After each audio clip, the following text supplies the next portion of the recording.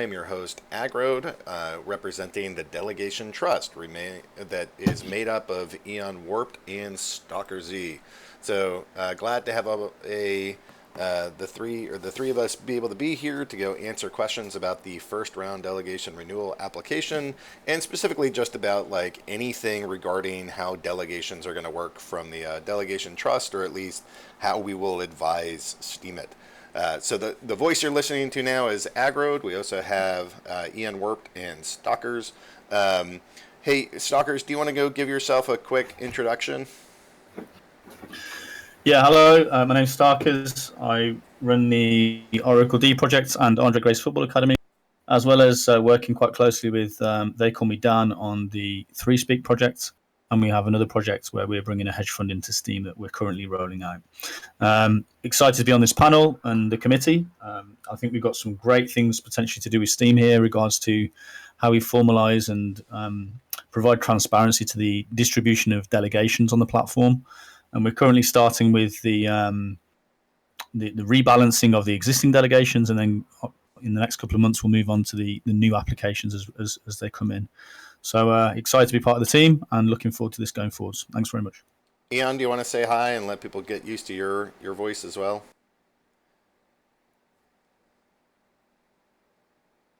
Oh, I don't hear Ian.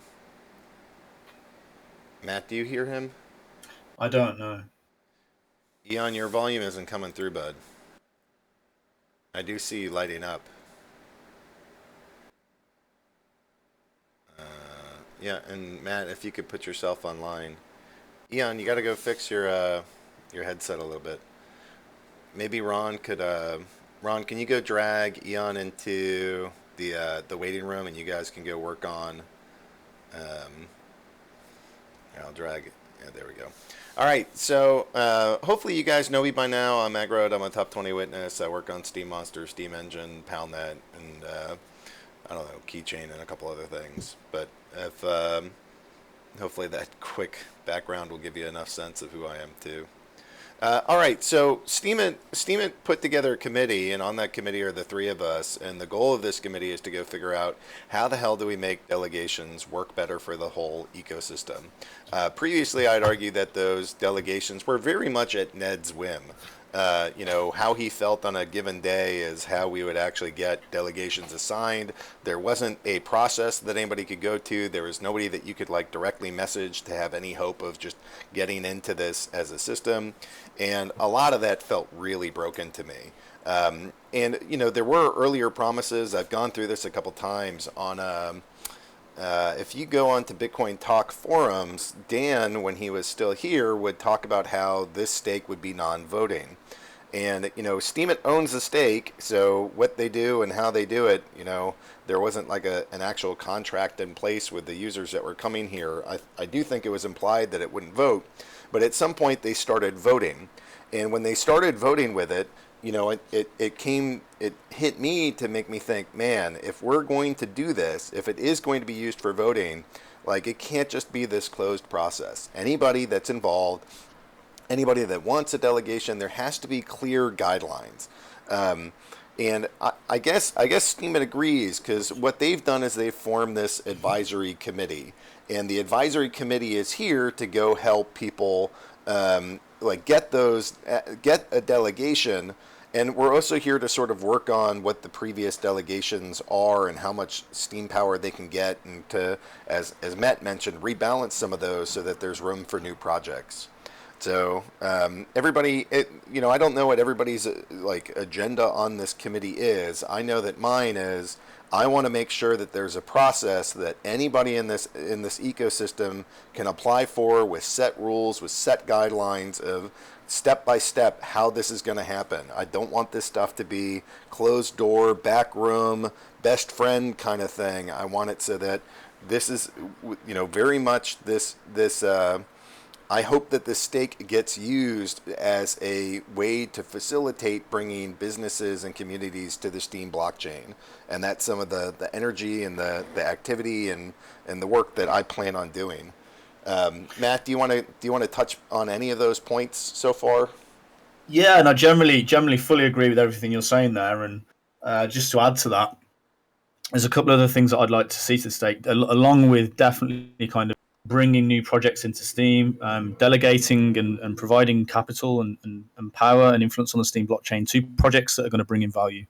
But then also using the process, and we've outlined this very clearly, talking with Agrode and Eon Warped in the process that we've written in the previous blogs, where we're trying to find a way to A, make it transparent, and B, to try and help projects to understand that they are supposed to lock value into the chain so that they can't leave like several other projects have done in the past where they've received delegations, used it to grow a community, and then left the blockchain and not given anything back to the same community and gone on to be a success.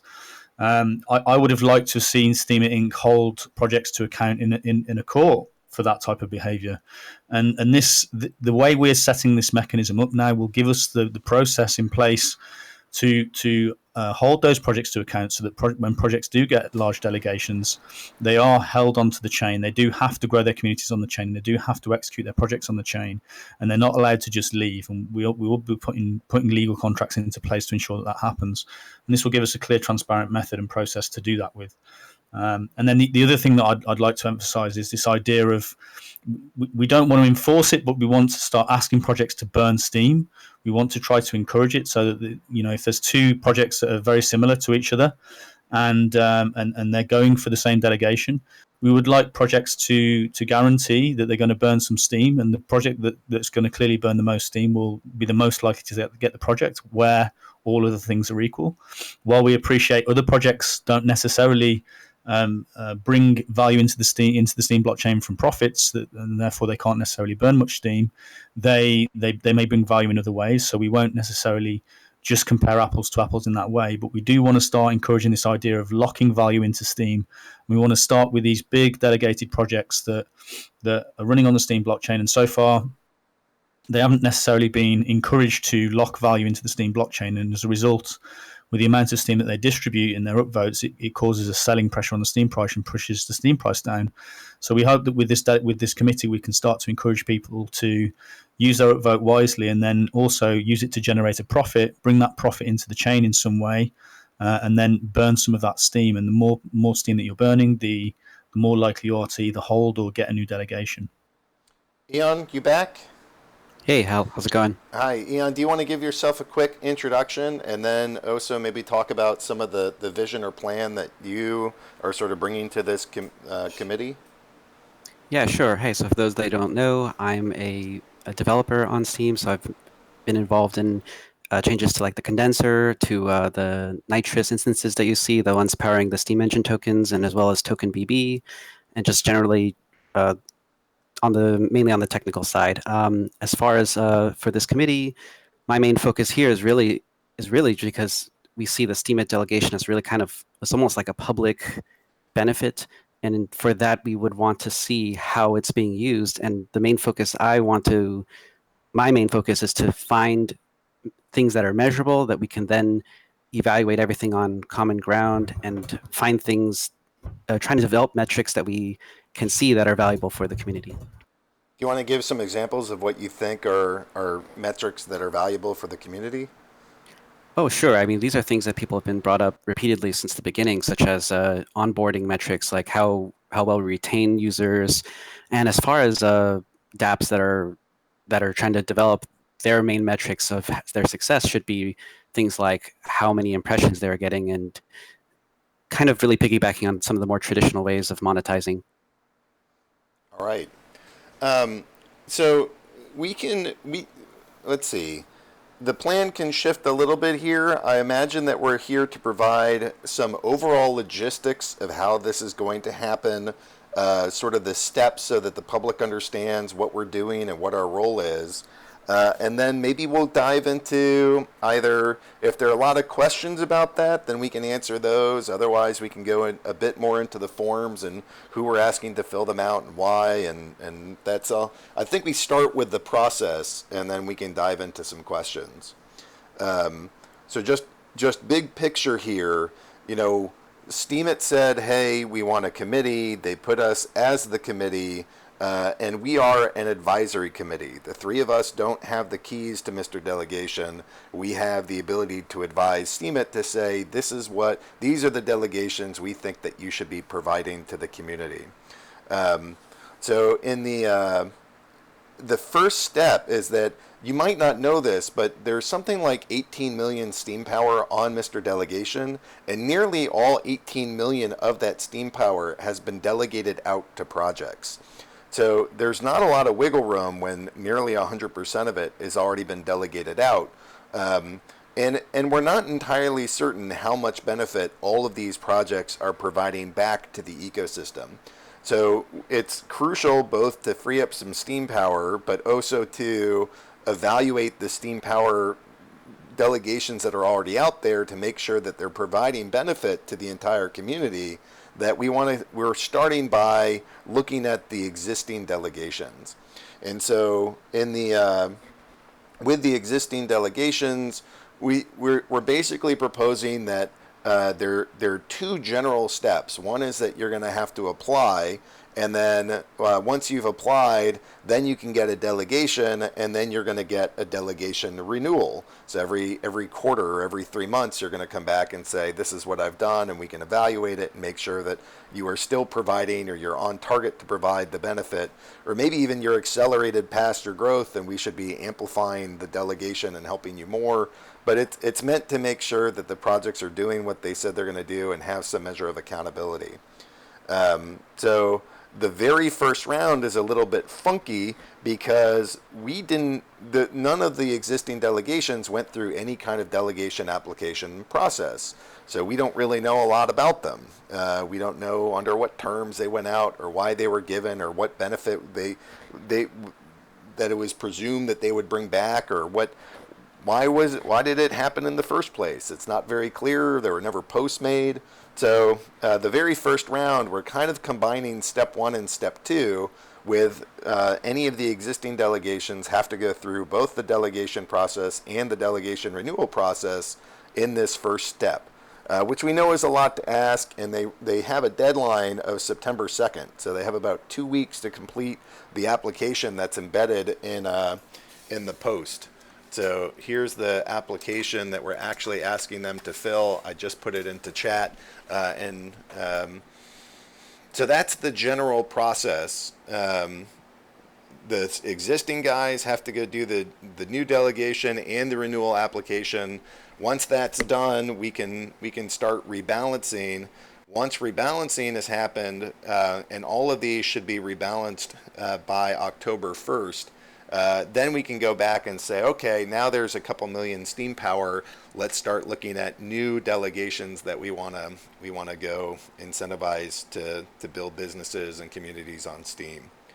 So, did I miss anything, gents? What do you think we need to? What else is there, or what did I miss?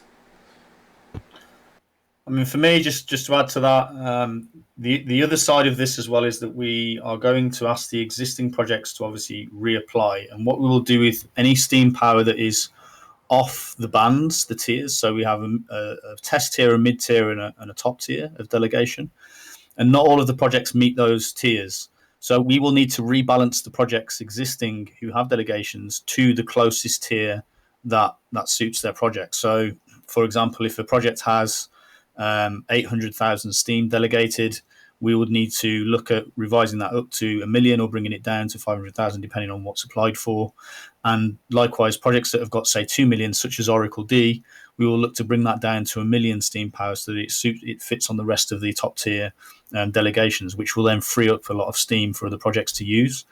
The idea is with doing that we don't just want to take the steam away immediately, because a lot of projects have got obligations. Oracle D has got obligations with different clients, and we can't just suddenly remove our steam and all of a sudden we end up in a problem with some of our clients. So we need to phase that out slowly so it's not such a big hit, and it makes it a kind of smooth transition over to the other projects. So if I remember rightly, we're having a third of each delegation change. So if the project has got 1.1 million, in the first round of rebalancing in October, we will take 33,000 steam off that project if it has 1.1 million. And then the next quarter, we will take another 30,000 Steem off. The next quarter, we'll take another 33,000 Steem off until it gets to the 1 million tier level. So there's kind of a slow phase transition. So it's not such a shock for the projects that have big delegations already to suddenly lose their delegations. Ian, anything to add? Yeah, just that because they haven't, because as you mentioned, that there's no previous kind of agreement or anything like that, or even measurements whatsoever, we've actually, in this form, provided a set of metrics that we think can be good baseline metrics so that we can get a good gauge of how well the projects are doing in terms of how much are they bringing to Steem. So, What's Up asked the question, are you concerned you will be setting an already weak economy by removing delegations that are rewarding end users at the same time HF21 kicks in? HF21, Tim Cliff did some math and it suggested that the authors are probably going to lose 40% of the post value on day one. And so if we remove delegation, is that going to hurt them? My guess is it might hurt some of the individual applications where their specific users are not getting automatic upvotes or something, or we're distributing upvotes. But if we remove that, it doesn't mean that the Steem goes away, it just gets redistributed. So it moves away from just that segment of app users and it goes back to the entire ecosystem. So if the project doesn't seem to provide enough value, then I would argue something like, hey, the value isn't going away. We're making sure that it's being directed to the most useful entities around. And it's not redistributed to bid bots. I mean, there's no bid bot that's being that I know of is applying for a delegation. I'd like to add to that as well that we're talking about hurting other projects and the weak economy. One of the reasons that the economy is weak is because these delegations have been given around so kind of haphazardly, and the more of a professional, consistent approach that we can bring to how we assess projects and then distribute delegations will give credibility to the Steem token in general. Regards to the way the delegations are used in terms of hurting projects, really. A delegation, the main use in my view is that a delegation should be used to build a community. So if a project is kind of a really good idea, but it has a good potential to offer returns back to the Steem community, but it doesn't have a community of its own, that would be a case for it getting a delegation. So I guess you could say that hard fork 21 and removing delegations may reduce the amount of Steem that can be distributed to end users. But at the same time, I don't see that as too much of a problem because these delegations should all be temporary. Every project that's got a delegation should be aiming to get rid of that delegation in, say, 18 months to 2 years maximum while they kickstart their projects and bootstrap. And so the delegations, whatever these projects get helps. And, the more projects that we can distribute it to in a fair and consistent basis that's comparing as apples to apples as possible will help us create credibility on the blockchain. And the speed at which the communities grow, I think, is the only thing that will depend on how much delegation one project has. But I genuinely don't see that as being a big issue and an argument against rebalancing the Steem delegations. Yeah, I just want to add as well, it's pretty much the same, but yeah, everything depends on how efficient the delegations are being used. And that's precisely why we have set up all these metrics to measure various things that we think will benefit. For instance, the retention rate of users. That would be a really big one, for instance. I did want to say, yeah, I also think that it's orthogonal to hard fork 21.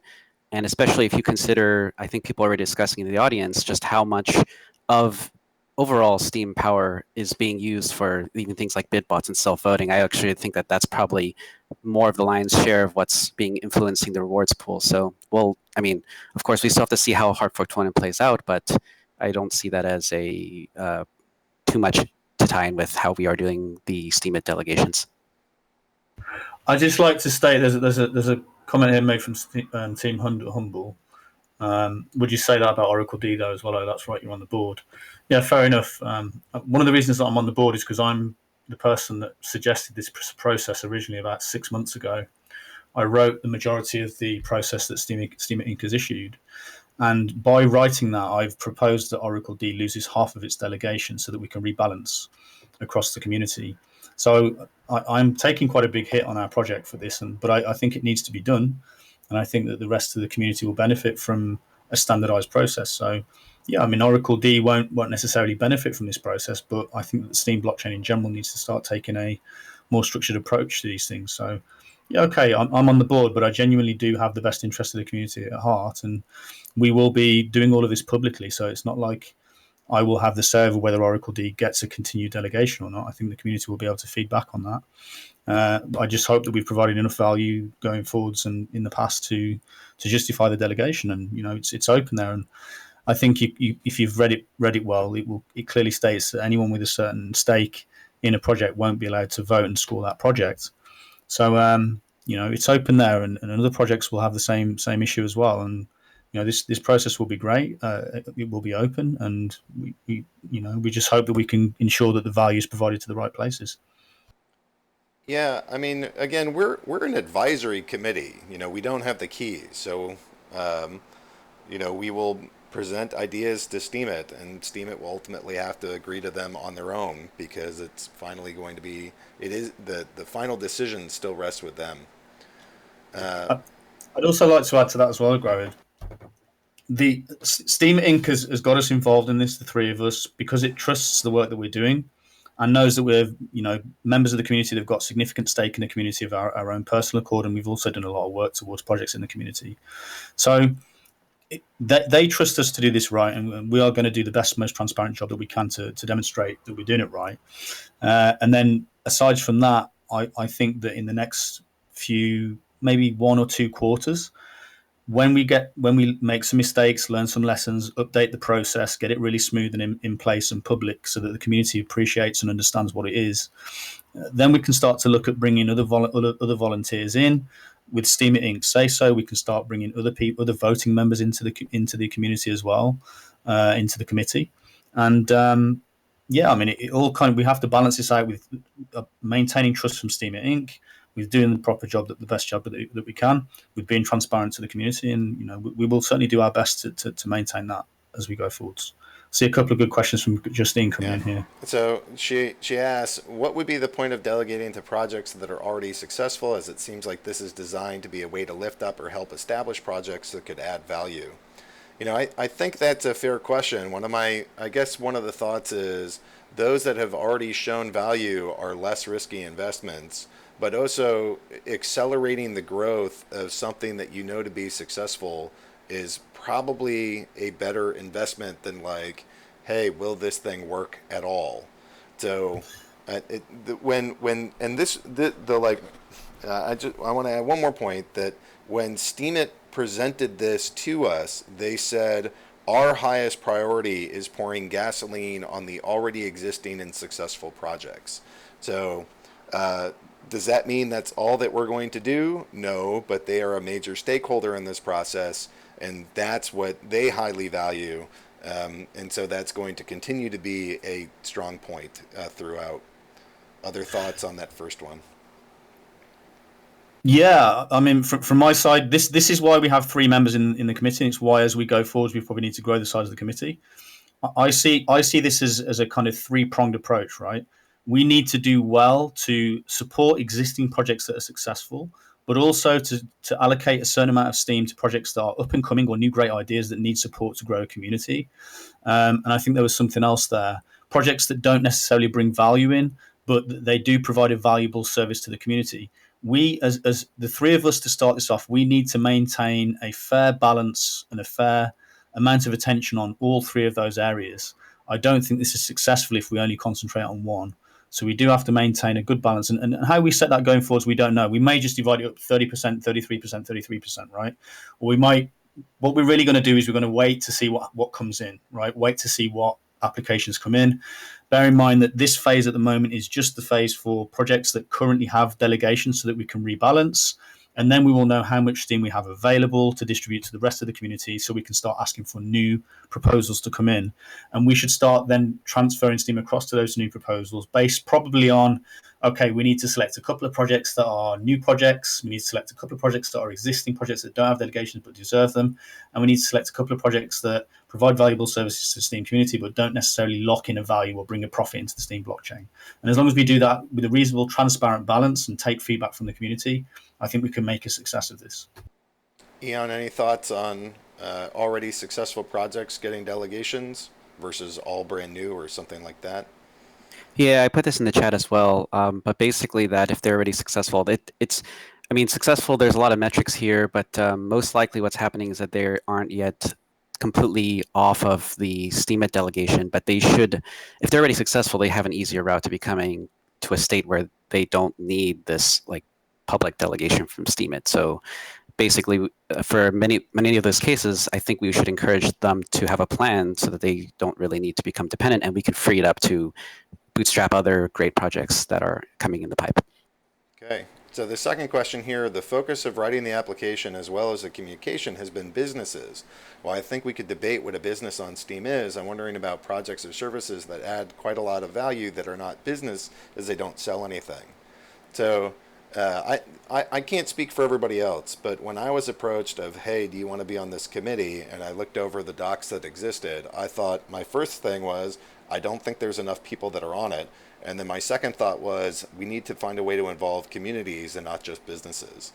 So where it stands right now, this thing is very much geared towards businesses. And I think that we need to show some use case of this committee and this approach before we start changing things too much. So we'll see how this goes, but those are the kinds of things I would like to do. I mean, I built the community. That was literally the first thing that I did here, and I think it adds a ton of value. It keeps people here. It keeps people interacting on our chain. It makes it so that that when businesses think about coming here, they don't see an empty marketplace. They see it filled with people because these communities exist. So I think the communities are absolutely essential to the success of Steem. Whether or not we can build that into the very first draft of this proposal, I don't think it's going to be in like round one, but I'm hoping that by round two, it's there. But we'll see how that goes. Yeah, I agree. I agree with most of that as well. Certainly, something that I want you guys to bear in mind from the community point of view is that we are under a remit from Steemit Inc. as well, right? Steemit Inc. has specifically asked us to do this in a certain way and add our experiences and add to the process, but not change the fundamental role of the process initially, right? They're keeping the committee small, so it's agile. It can make quick decisions and release information quickly, which is what we've been doing. As time goes on, that will change. Like Agro just said, probably in quarter two, maybe the third quarter of this process, we're going to start adding different attributes to this process so that we can start bringing in different evaluation methods. But what we have to do initially is prove to Steemit Inc. that they can hand this responsibility over to certain members of the community that are independent from Steemit Inc. and that we can provide them high quality advice that's backed by the community that they can then redistribute their delegations with. That's the first step. And once we prove that, then there is scope for changing the process out to bring in different evaluation methods and bringing in more feedback from the community. But we do have to prove this process works initially. Yeah, I just wanted to point out that I think even in the initial communication that we also mentioned that we will be thinking about a community tier plan and have that in the works. But of course, we need to focus on handling the existing delegations first and setting up the framework for all of that. Yeah, and also just going back to something someone said earlier, regards to how we will kind of class the evaluation. So what points are going to be more important in the evaluation than other points? Basically, our next task in this process is to release a rubric. So to essentially list all of the questions in one table and then put a percentage score next to each one based on the importance of that question or the weighting of that question in the process. We will again make that public and we will take feedback from the community. So if the community genuinely believes we've got one of the weightings completely wrong, we can then address that before we do the evaluations themselves and make sure that we get community feedback on what we think is the most important attribute to analyze a project against compared to other things. So I don't want to say that one item is more important than the other. We do want to look at projects that are trying to burn steam or power up. We do want to look at projects that are growing new users and bringing users in. But we haven't really had the discussion yet on which one of those is more important among the other 30 or 40 things that we're going to be looking at on each project. But we will release a weighting calculation that shows how important we think each item is, and then we can get feedback from you guys and maybe change things if we've got one of them way off or too kind of overweighted on one rather than the other. Okay. So the why don't I get into so in the I'm going to link the application again, or this is the thing that's actually going to be the next like major round. We wanted to put in something about illegitimate use of delegations. So reading straight out of this, delegations must not be used to enrich the recipient of a delegation through upvotes, aka self-voting, or purely by means of beneficiaries gained through the use of a project's platform. Projects shall not use the delegation in any exploitative way that is detrimental to the Steem community, such as to grow a community, product, or application, and then cease to leverage the Steem blockchain. We are adding here that delegations must be used for their intended purpose. Delegations are being granted for a specific purpose. Deviation from the stated plan will result in delegation termination warnings and finally termination. Delegations can be used for new purposes with prior approval from the committee without a lapse in delegation by submitting a delegation alteration application to be created later. Legitimate use of delegations, account creations, incentivizing users for the purpose of growing the Steem user base, incentivizing users for the purpose of increasing revenue, which is then powered up. There are probably a couple other more that's not meant to be exhaustive, but we know that these delegations have been abused in the past. So before we even get to, hey, you can get a delegation, we want to go clear up some of the guidelines that we set and say, hey, look, if you say you're going to do it for one thing and then use it for a different thing, you'll get a warning and then you'll get it taken away more. And then and we just want to have like basic rules. This is just do what you say you're going to do with it. Don't leave the Steem blockchain after you receive this. Don't just use it to upvote yourself. That those aren't the purposes of this. Other thoughts there? Yeah. I mean, I think we've made it fairly clear that we've got guidelines to how the Steem should be used. Again, we have several examples of projects who received delegations who have then gone outside of what the community understood their scope of those delegations was, and they've used their delegations to create other communities and other projects that the community didn't necessarily approve of. The idea behind this is that we make it very clear initially, as soon as a project gets a delegation, and also the new projects that are renewing their delegations get their renewals, that this is, you are going to tell us why you're doing this delegation, why you have it, and you then aren't really allowed to go outside of the scope of that. Here's some guidelines as to what we think are legitimate uses of that delegation. If the community sees that you're applying for a stake of delegation that isn't within those guidelines, then we need to ask questions of what it's really doing and is it going to benefit the Steem blockchain, or alternatively update our process to reflect that new use of the Steem delegation. If it's all right, I'd just like to touch on a point that Truth Force has written up here. Regards to there's 600,000 to $1 million US dollars in volume each day. The more Steemit users their SP to delegate, the more Steem will be sold, not bought. It doesn't create a buying pressure. Hello, Steem price of a penny. Apart from the last statement, because I don't think Steem's going to a penny, I do fully agree with everything that you're saying there, and it's something that I've been talking about for several years on Steem now. That every upvote represents a sale. It doesn't represent anything else but a sale. And even if you're powering up, at some point people will power down. I know that I'm going to power down before I die, and I think most of the people will, hopefully, at much higher Steem prices. But ultimately, we are going to sell that Steem into the market. So every upvote and distribution of Steem does represent a selling pressure on the Steem price. And we have really suffered from this in Steem over the last 3 years, really, where we're basically really great at distributing money and then selling it into the market. But we're not very good at bringing in new investors in to buy Steem because we're not providing any services or experiences that people would want to invest in. So it's our job to do both. If we want to succeed as a community, we've got to be good at distributing. We've also got to be good at bringing more money in than we distribute. And this, I think, the way that we're setting this process up is a step towards that, a massive step. Because what we want to do is we want to say to projects, if you are bringing in value to the Steem blockchain, or if you're using your Steem to create profits for yourself, you should really be purchasing Steem with those profits, or you should be requiring your clients to purchase the Steem with those profits.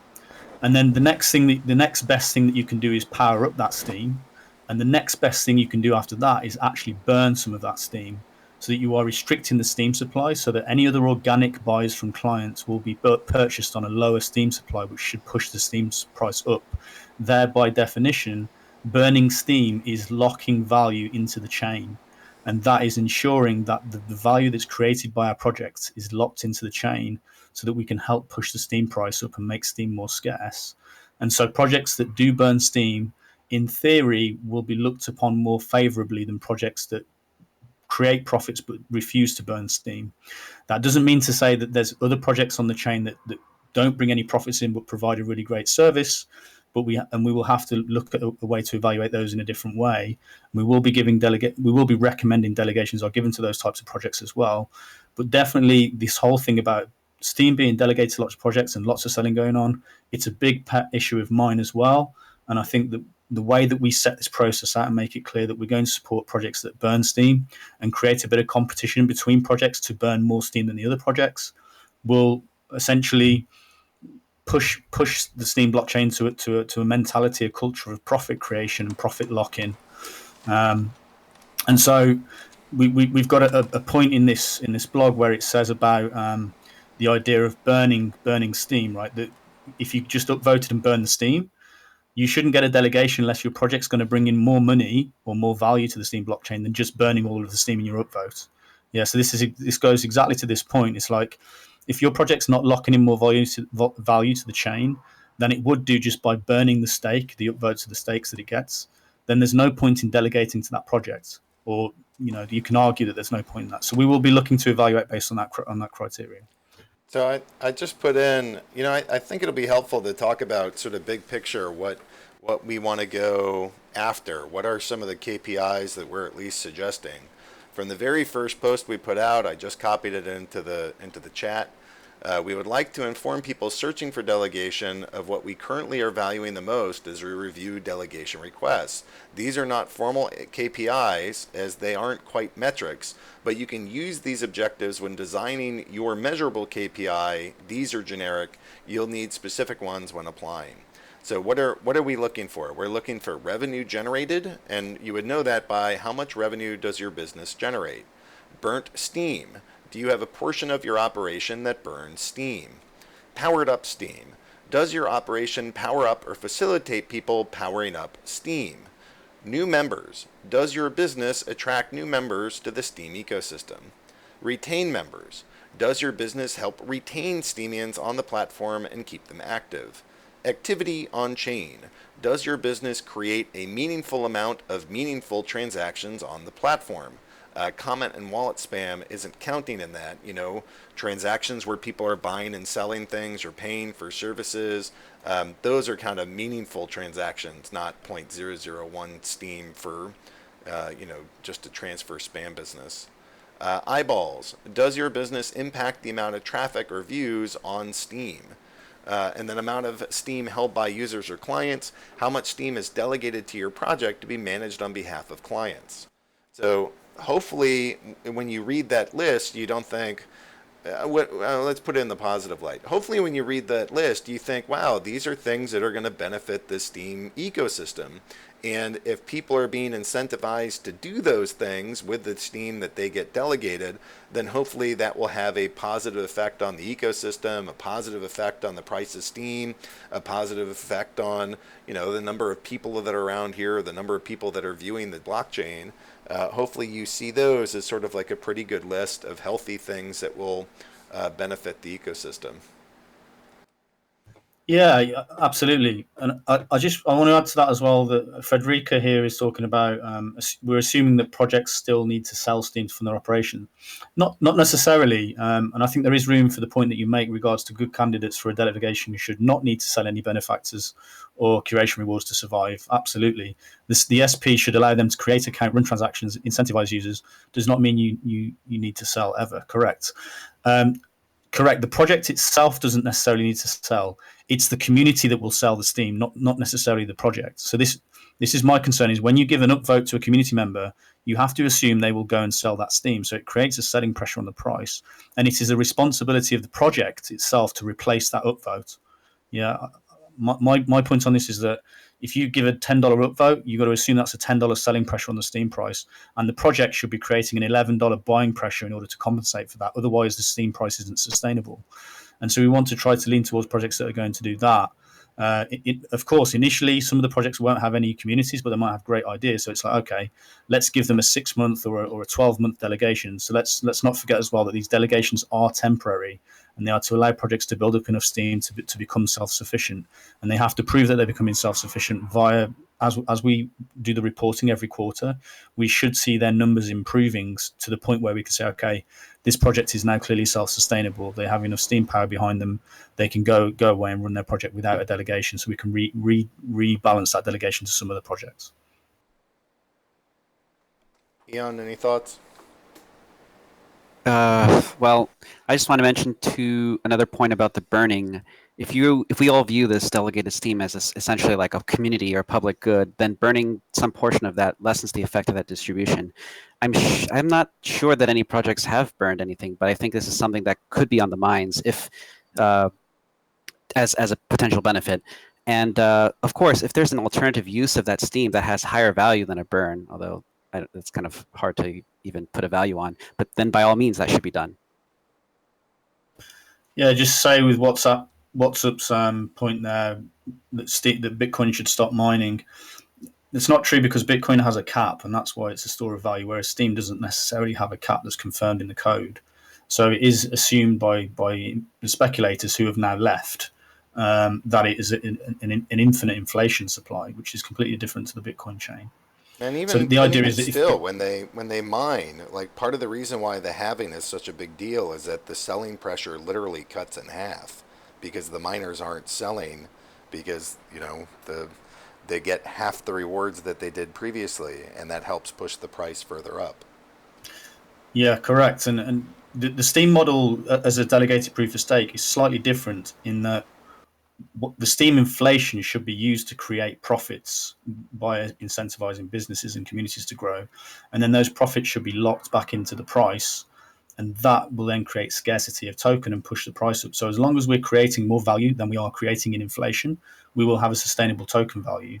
That's not happening in the Steam community at the moment. It's very clear. Whereas with Bitcoin, it just keeps going up because there's a definite limited supply. And so they don't need to focus on bringing more investors in necessarily. All right, so next section of this post, we have baseline. So here's the most simple question that we need to affirm before providing a delegation. Will you provide more benefit to the ecosystem than if we were to make a burn post with the same amount of delegation? If your project can't outpace burn posting in value added to the ecosystem, then you are unlikely to receive a delegation. A burn post is when a post is created, votes are received, and all SP rewards are powered down and burnt, and all liquid rewards are immediately burnt. This is something that I wanted really in here, and I'm glad that the other guys find value in this. But like at any time, we could go basically take this delegation, put it on a like self-voted post, and then burn everything that comes into it, and effectively reduce the platform inflation. So that has value. So to me, that should always be the baseline. So I don't know, it's hard to measure what that exact number is. This isn't meant to be a precise science, but the gut check should be something like, if I look at your project, do I think that the Steam is better spent going into your project, or do I think that I could get a better return on the overall value of Steam simply by burning it all? And if I think that the value would be in burning it all, I'm either going to advocate, hey, let's burn it, or I'm going to advocate, hey, let's you guys, you have to fix some things because we don't think you're going to provide enough value. So that's that, and there's lots of ways to provide value, that aren't necessarily just money, but it's like eyeballs and user retention. There are things that are valuable, but if at the end of the day we look at it and we think, we should just burn it, like that's the first threshold you have to pass. Can you outpace value of burning? But this comes back to the point I was just making in regards to how much value we can lock in the chain. So if we as a collective community was to just burn all of the steam that comes from the inflation, we effectively set inflation to zero, which puts a cap on token, which should restrict supply and therefore send the token value up. So what we need to be doing as a community is saying, if rather than doing that to send the token price up, do we get a better deal by delegating to these projects and starting them off, and then hoping that in the future, enforcing in theory that in the future, that those projects will then lock in far more than the inflation supply in order to send the token value up even more than if we would have just set the inflation rate at zero by burning all the steam. And there was a question earlier that asked about timeline for all of this. The goal is, I don't want to put a firm cap on it, but I think unless there's some clear exception as to why, I don't think committee members see these delegations lasting more than 2 years. So, you can get it, you can use it, it can incubate your business, it can expedite your business, or your community, but eventually you guys have to stand on your own. So if you're only able to succeed because you can use somebody else's money to give your users their money, then that's not quite the sustainability that we're looking for. And you'll find that your business, hopefully we won't delegate it to it, but then also you'll find that your ecosystem that you're trying to create just vanishes after the delegation's gone. And that's what we want to avoid. We want to make sure that the things that we provide this delegation to are going to help bring new businesses, new communities, help retain them, help grow the usership, help burn steam. There's like lots of ways to provide value. But it's not going to be for an infinite time period. I just want to respond to WhatsApp's comment here. Look, guys, if we're operating in a flourishing economy, I totally agree with all of your goals. We aren't there yet. The inflation should be used to get the economy rolling, in my opinion. I think you're way ahead of where we currently are. Possibly, but first of all, it's a step in the right direction from what we've currently got. And secondly, it's the way I see it, and you may disagree, but what we're coming up with here is a measured, systematic way to find out which projects are creating the most value or potentially could create the most value on the chain, right? And comparing them against each other to try and get as apples and apples to comparison as possible. And then we are using the inflation of Steem, as you suggest, and giving it to those projects which we think will in the future create the most value for the blockchain. So in theory, it is a way of using the inflation, or at least using part of the inflation, to provide to the projects that are measured and agreed to create the highest amounts of value in a public forum where everyone can see how we're evaluating the projects and, hold us accountable to what we think are creating the best value, which projects we think are creating the best value. I hope that's in a similar lines of thinking to what you are, because I think it is the same as what you're saying. I really do. Yeah, actually, I was going to comment on that as well. I mean, it's these things can be a long pull project as well. I mean, like as we know, there are several. In some cases, they do take, quite a few years to get started. But I do think that should all be part of their vision and roadmap, and that's precisely why we have the measurements that we have, as well as allowing people to suggest their own KPIs, for which you can envision that in the future it would bring the value to the ecosystem. All right, so I can skip the clarification section because that's what we're doing now. And then we get to the actual form. So here it's initial delegation renewal form.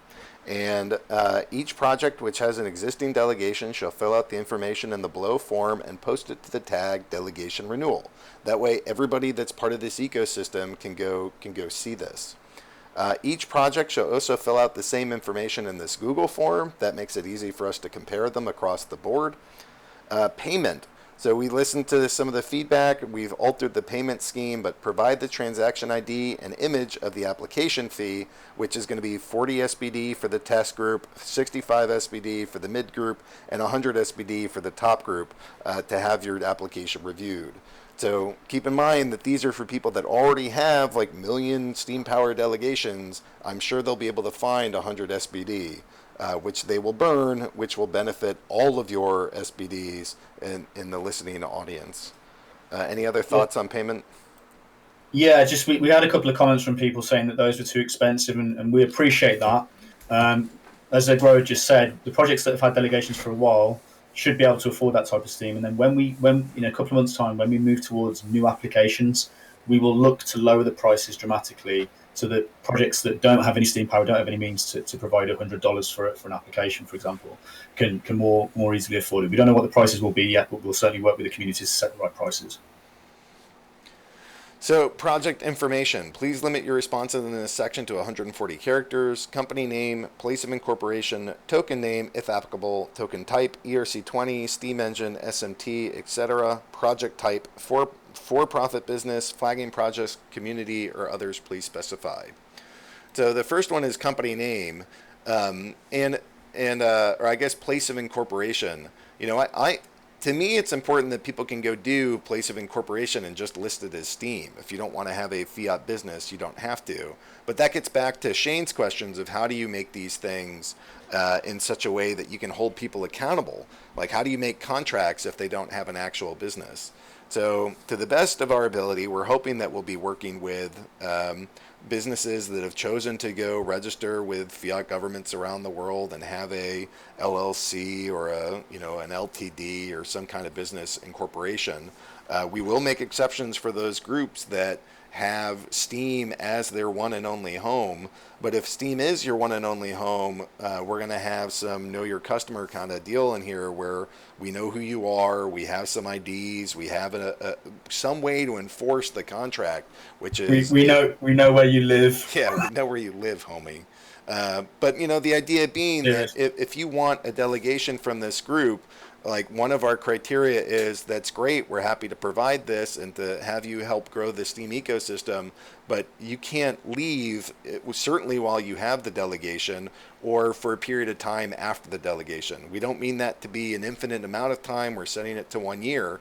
But if you're going to go take a substantial amount of delegation to go get your project started, then you got to go pay that back to the ecosystem by continuing to be here. In some ways, the DLive story is a bit of a success. They built it here and they grew the community here, and then they were able to go raise money and build their own thing. In some ways, that is a success. But the way that it was all duplicative and just a really crappy experience where they were basically lying and they planned from the beginning to move, and I don't know, that whole thing was really shady, and we're trying to go prevent that now by making sure that we have contact details and contracts in place so that to the best of our ability we can go enforce these things. Yeah, absolutely. Absolutely. It's a big pet peeve of mine as well, and I'm sure many other people in the community. If it was done in a more professional way at the time, which I appreciate, not everyone understands what was going on and not everyone has the experience to do it, but within the three of our committee, we know that we can get a contract together. We can get the projects, first of all, to agree to sign the contracts and then actually get signatures if they have delegations, and then provide some sort of KPIs or terms of use of those contracts and those delegations, so that if those terms are broken, the community itself has a method to hold that project or that person to account if they then abuse Steem, use it to bootstrap their project and then disappear and not add any value or burn any Steem or give the community any tokens in return or anything like that, So essentially what we want to set up is a situation where, and I'm going to be quite blunt about it, DLive would now be in a court of law facing the Steem community for having exploited the chain and fucked off, right? We need to set up contracts in a way, and I'm sure the rest of the projects appreciate this. Projects like 3Speak and Oracle D, we are committed to the Steem blockchain, and we will be here no matter what the price is. We want to make sure that we eventually, as we bootstrap our projects and start bringing profits in, we will use the Steem blockchain to facilitate that process and create an economy and lock value into the chain almost in a kind of thank you very much to the Steem community for letting us start our projects here, right?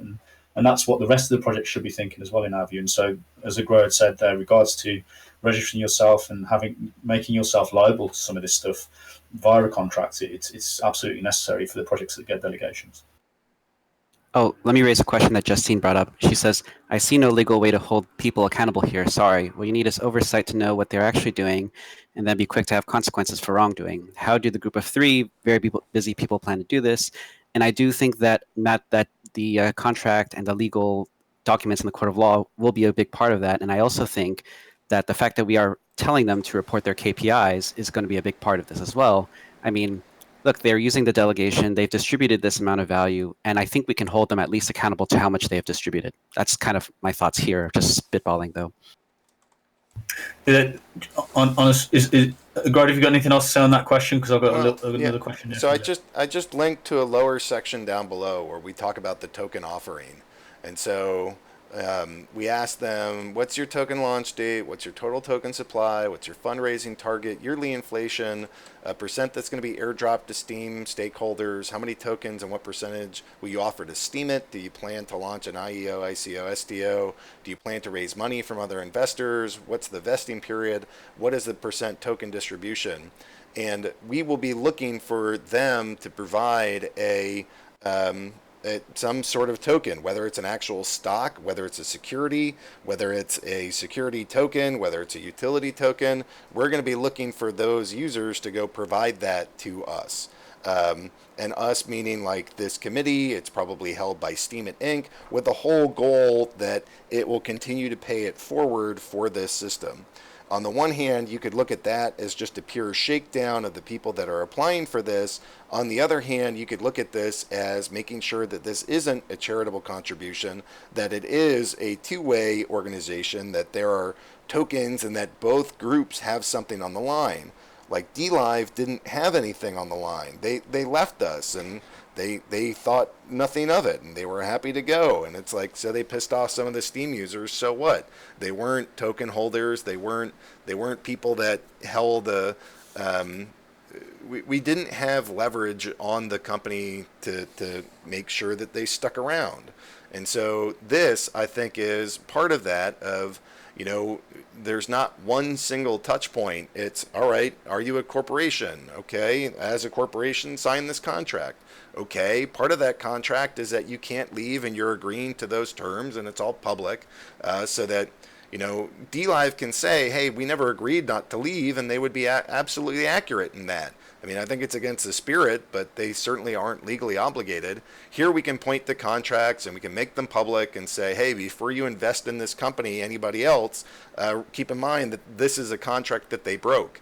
And so that, we can make their behaviors public. And then on top of that, we want to make sure that they have a financial tie to the Steem ecosystem, either through tokens or security or equity, that they have skin in the game. And I think by doing that, it'll make it substantially harder for them to turn around and say, well, not only are you a stakeholder, but you're an equity holder, but screw you, I'm doing whatever I want. I mean, I would think that would be such a turnoff to other investors that it would certainly help steer them away from such behavior. Yeah, I like the phrase you make there, skin in the game. It's they have to prove that they're going to have skin in the game. So if for example, we had a contract in place that said they had to give us, if you want a big delegation, you've got to return to the Steem community 5% of your tokens at ICO or 5% over a period of 2 years or whatever. Legal contract signed. Now the Steem community has a lot of leverage over DLive or a project such as DLive, because if the Steem community decides, we can say, well, you're abusing us, Ryan. We can't really hold you to account. But what we're going to do is we're all going to go and sell these tokens into the market and crash your token price, right? So it's a nice balance of, that there's skin in the game from them. They're making a commitment to the community. The community then has some leverage over their projects. This is the way it should be going. It's a balance of commitments from both sides, and that certainly is one of the ways to do it. Eon, thoughts? No, and pretty much what I said before is what I have. I'm reading through the questions actually to see if there's a point to bring up here. I just want to add a question from Leonis I asked a while ago. Just have missed the delegation vote 10 times a day, flag Hagin and a few, and then distribute Steem to everyone. So I'm not saying I agree with all of that statement, but the interesting thing here is that going back to what Greg was saying before, regards to burn posting, right? So if we just burn all of the rewards, this type of suggestion will certainly be something we're open to. I don't think we'd be open to attacking specific users and distributing rewards to everyone, but let your minds think about this, right? That I don't want to. We could probably do a separate session altogether on our ideas for what Steem delegation ideas could be that we would see as reasonable ideas.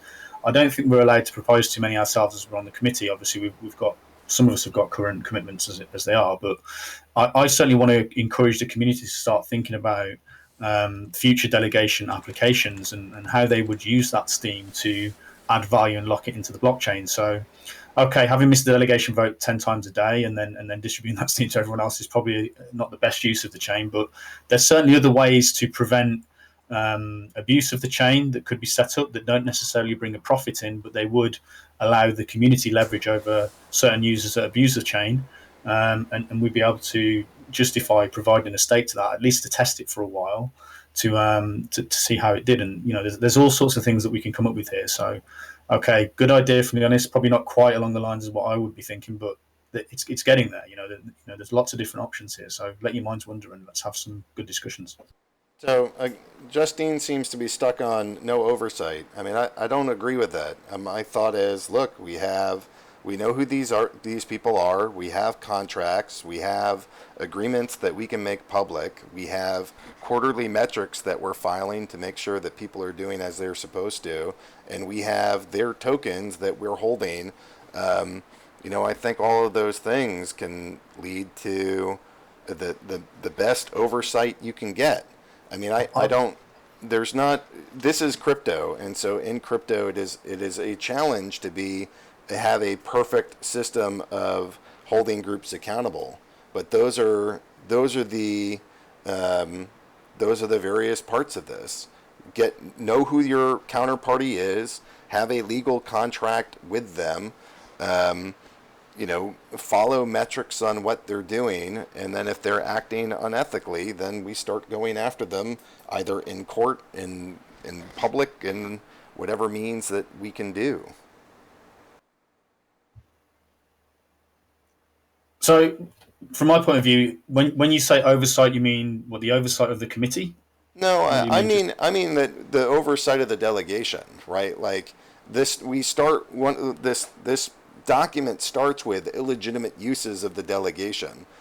Taking the delegation and leaving would be an illegitimate use. Taking the delegation where you promise to do one thing and then do something different is an illegitimate use. Right now, under how this system has worked, there's been zero oversight of how these things have gone. So, is this a good delegation or no? There hasn't been a give and take. There hasn't been a discussion. There hasn't been any metrics. This is about putting in place everything that we need to evaluate, are they working?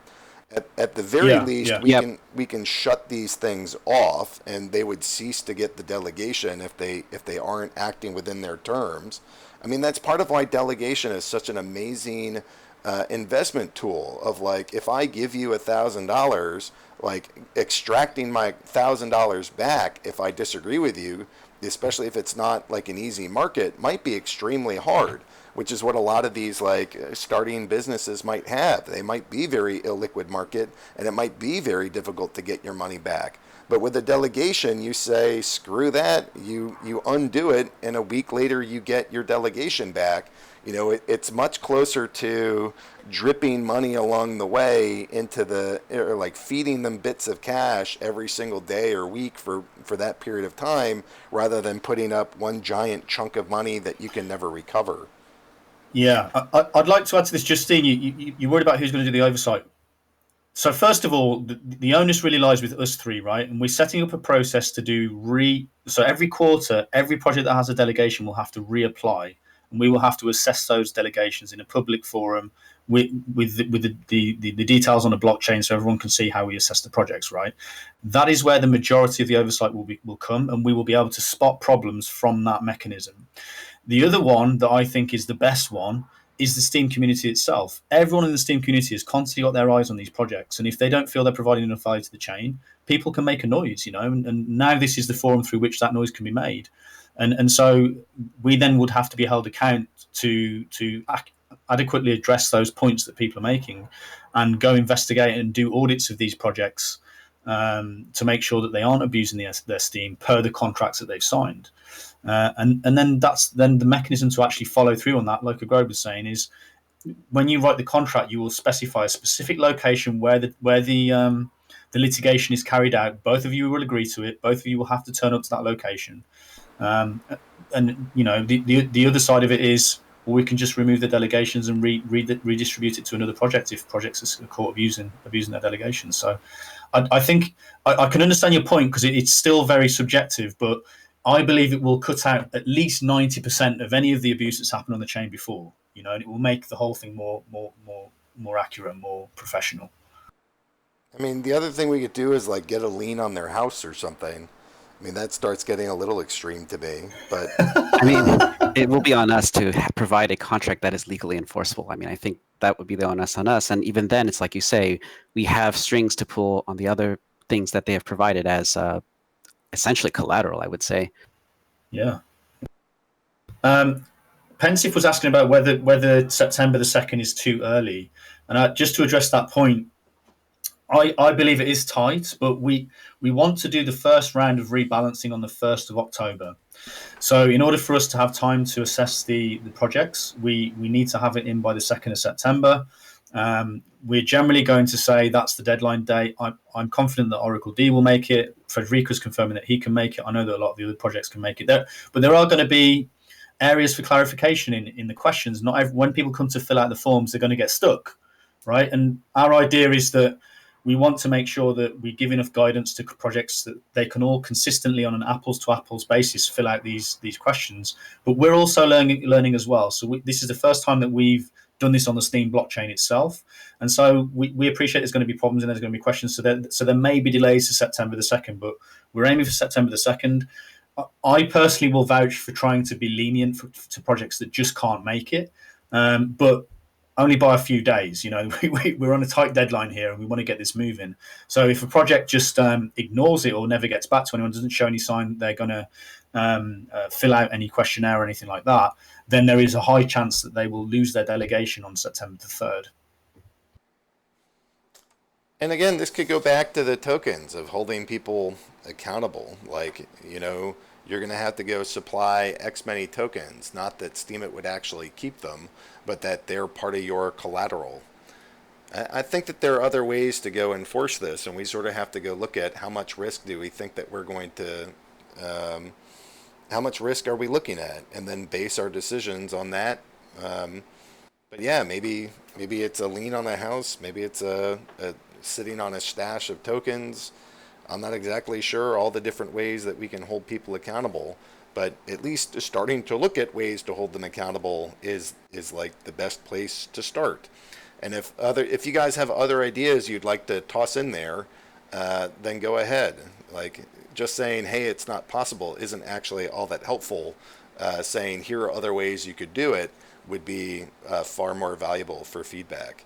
So you're right, it's a challenge in crypto. We can try to overcome that challenge by having real life information about them, about having legal contracts in place to the best of our ability, by providing oversight on the delegations themselves every 3 months to make sure that they don't seem like they're about to run off or take off. And we can also do things like hold something as collateral for these. There's a variety of different ways that we can do this, but simply stating, oh, you can't, doesn't seem like the best starting point. Yeah, in regards to it being a US corporation, no, it doesn't have to be a US corporation. Our project is registered somewhere else. I think most of the projects that have got delegations are actually registered in other places. The first thing is, if the project's registered, it's a more professional outfit that a project is not registered, right? Especially if it's a project that's trying to bring profits in. I don't know how you run a business without having it registered somewhere. You're just going to cause yourself problems down the line. The next thing is, it's like, we have to get these things registered in places where we can agree to that have got legal jurisdictions that we can reach. So, for example, if a project's registered in some country where we just, like Angola or something, where we're not going to be able to get access to very easily, or it's a bit dangerous to go to at times, let's agree to get a shell company set up in London. Let's get these things set up in different places, and let's get agreement to both attend a location before we sign the contract. And there's all sorts of things. Businesses work this way. They've worked this way for dozens of years, maybe even hundreds of years. This isn't a new problem that's not been solved before. So I'm confident that we have everything in place that we need to overuse then remove quickly on the first time review, something like that. Yeah. All right. So next up, so in the second portion, or like early in this delegation application, we're asking, again, this is part of this being the very first round of this, is existing delegation received. When did you get the delegation? Under what terms did you receive the delegation? What was the intended purpose for the delegation?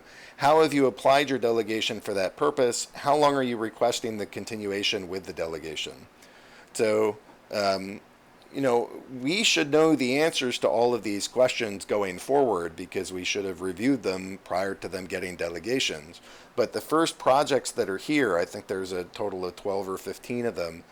We weren't part of that, so we don't understand or know what terms they were under. So some of this is just trying to make sure that that we get that in place, that we know why, and that it's described. So again, we can hold these groups accountable for, like, even if they don't have a clear intended purpose, if they go and provide us any details 3 months later when we review it, we can say, all right, you got it for this intended purpose. How did you use it?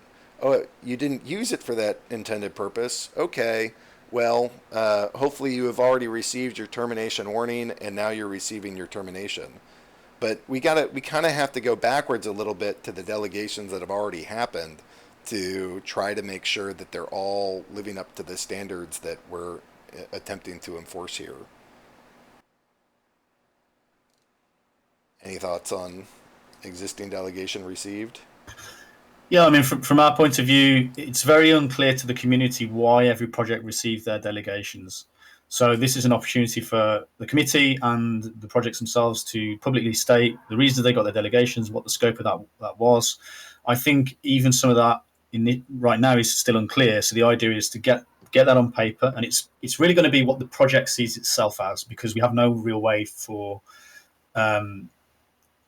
publicly stating what the projects have officially got that for, because Ned either gave the delegations a long time ago, or it was unclear, or for whatever reason, right? So this is where we kind of set a baseline as to why the project's got the delegations, and then allow ourselves to measure against that in the future, and also provide a bit of transparency to the community by stating exactly what the delegations are for and where the theory about having that delegation comes from. All right, next question. Market. What is the project solving, or what problem is the project or product solving? We want to know, basically describe what it is that you're doing and why you're doing it. Next question is core team details. Please limit responses to 500 characters for each team member. Write short summaries about each core team member, including their achievements to show they have a strong track record. Add links to their LinkedIn profiles to this section. They could also provide things like GitHub repositories or other things that can help verify skill sets that they have.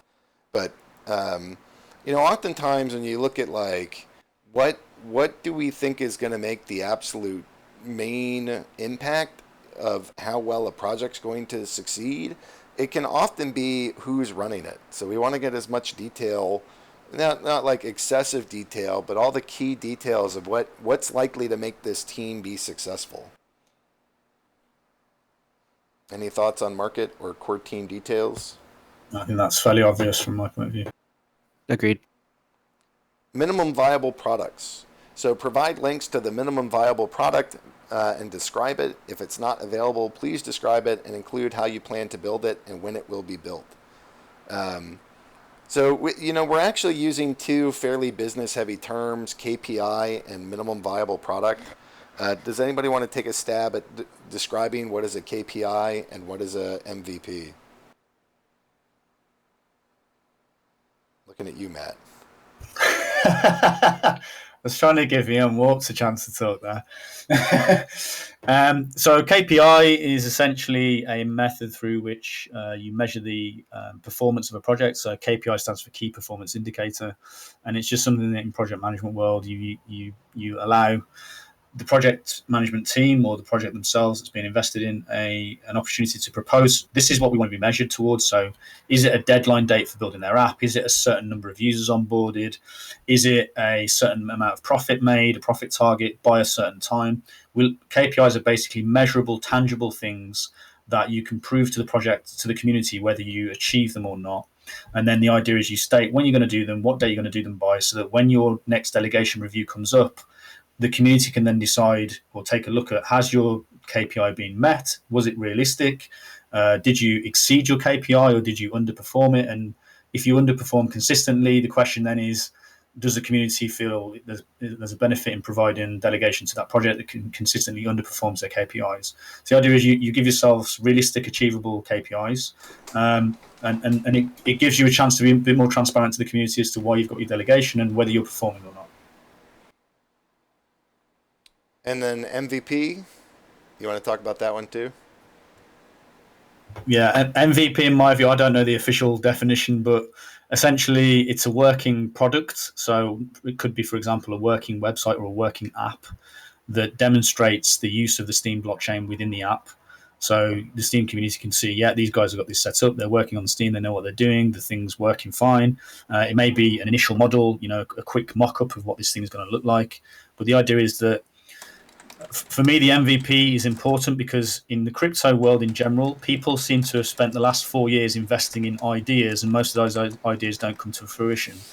If we're starting to invest in projects that have either got an MVP in development or have already got an MVP available, then immediately it's a tangible thing that you can measure against, right? As opposed to just investing in some random idea that may or may not be successful. Projects that have already got MVPs in place or at least working towards them can demonstrate that, have got a tangible product that can be released at some point in the near future or has already been released, and that's 100 times more valuable than just an idea in my view. Yeah, something that works. We don't, it's meant to be like a project incubator. It's not meant to be like a project incubator for things that might get to the incubator stage. Like, you got to get something working. You got to show a website where you can click a button and have something happen, or you got to have a physical product that you're selling that Steemians are really going to dig. You got to do something that actually works. Yeah, I'd also like to add, as well as it just being an app or a website or something like that, the MVP doesn't necessarily have to be that. It can be just a process that you guys use. There might be some sort of process-based app, like, for example, some of the flagging rewards projects that are on the Steem blockchain. They don't necessarily have an app that they use, but they have a team of people. They have a process that they went to and have a proven method that they use that has been borne out and proven on the blockchain. So that would also be an MVP to prove that their processes work. All right. Yeah, I mean, that sounds like a bare minimum that you have to even make use of a delegation. Otherwise, what are you going to use a delegation for? Yeah, or yes. What are you gonna onboard users to, right? Just there's lots of groups that can go create, claim a discount account creation token. We don't necessarily need Steemit Stake to go do that. There has to be some kind of project. All right. Business strategy. So please limit responses in this section to 250 characters per question. Fiat revenue strategy, fiat revenue projections. Sorry, Agroed, sorry Sure. to interrupt. I just noticed a question from Frederic, which I think is relevant to the previous section. So before we go on to this one, he says test tier should not yet have this though, but for sure 500 to 1 million Steem. Yes, to some extent I agree with that. The test tier, the smaller delegations, they're going to be fairly easy barrier to entry, and they're going to be kind of automatically removed within 3 to 6 months. So there's not going to be any debate about whether there's going to be a renewal on those things. The test tier is purely to prove a process works or to prove that an app works or whatever it is, right? So, yeah, it's a fair point, Frederica, that the test tier doesn't necessarily have to conform to that MVP requirement. I don't know. I'm not sure I agree with that. I would want something to be functioning. Like you don't need to have the entire project being like this perfectly laid out system. But like if there's not a website where I can click something to do something, which is literally the minimum viable product, then I'm not quite certain why you're in existence. I mean, maybe Yeah, the yeah, communities are a little different again because right now the application is decidedly business focused because that's what Steemit emphasized. So if you are a business, there has to be a way for me to go purchase something from you. That would be my minimum viable. So how you do that, there's like a lot of different ways, but somewhere on a website has to be a button. Click this, send Steam, get service or product. And that service or yeah. product doesn't have to be super developed. It could just be like really simple or like a pre-sale of a token or like some really basic thing. But if it doesn't exist at all, then that's no bueno. Yeah, so for me, I agree with that to some extent. I'm a little bit more flexible on that in the point that some of these test tier projects, it's a very low barrier to entry, and it's not very much steam. And the idea would be to test some idea or some process. So it may not have an MVP for all of the cases, right? While I agree with Agro that in most cases, well, like you say, in all cases for you, Agro, but in most cases for me, there should be an MVP. There are going to be exceptions to that, especially for the test tiers, in my opinion. But that's why we're on a committee. We're here to politely disagree and come up with the best solutions for the whole Yeah, thing. my suspicion is that we have different ideas of what how polished an MVP is. But I mean, yeah, I mean, you just need to have some way of using the delegation you're getting. So Matt says I'd like to see the SB sit idle. So to me, that's actually not even necessarily the strongest use case. So like if there's 18 million Steam Power and I wanted to go provide the most benefit to Steam without having anybody having to do any work, rather than keep it idle, I would go set up burn posts and I'd burn it all. Um, Failing that, I would look for projects that are going to add value to the ecosystem faster than simply burning it would. Like right now, there's too much spam on the network. There's too many people that just power down. There's too much value going to bid bots that aren't really providing enough value to the whole ecosystem. Letting that SB sit idle isn't great for us. And similarly, like a lot of this, the Steam Power is already delegated. So like the very first thing that we're trying to do is rein in the delegations and like make sure that they are actually providing value to the Steam ecosystem by providing guidelines and sort of rules and some contracts and trying to the best of our ability to provide a framework for these are things that provide value. Make sure you're doing them because if you're not doing them, you'll no longer have this delegation. And then once we can sort of like clean up our own ecosystem a little bit, then we can start also applying new delegations to projects that are successful, projects that are hopefully becoming successful to provide businesses or to provide the community members here with products and services that they want for Steam and to get their tokens launched and to grow all this cool stuff. But, we got to start by pulling back the delegations that currently exist, freeing up some Steam, and then going through new applications to applying those Steam to new projects. The entire first part of this is just about reining in the SP that's already out there and making sure that it's actually being used for good projects in reasonable amounts. Yeah, nothing to add there. All right. So, business strategy. And we have maybe 40 minutes left before the next show. I do think we can get through this. So, here's the business strategy. We got fiat revenue strategy, fiat revenue projections. How will your business strategy increase the amount of Steam being powered up and or burnt? What financial incentives are you willing to provide to Steemit Inc. and or the Steam community in return for the delegation? I.e., what's your skin in the game? And are you or how will you become financially sustainable once the delegation's removed? So we're asking these kinds of questions to make sure that the investment is a solid one, but also make sure that people don't take the delegation and buzz off. So we'll be monitoring this. This entire community will be monitoring this. The people that get these delegations, I imagine, will be high profile enough that everybody and their mother is going to be asking, hey, by you having this, you're reducing the power of my vote. Let's go make sure that thing is actually providing value.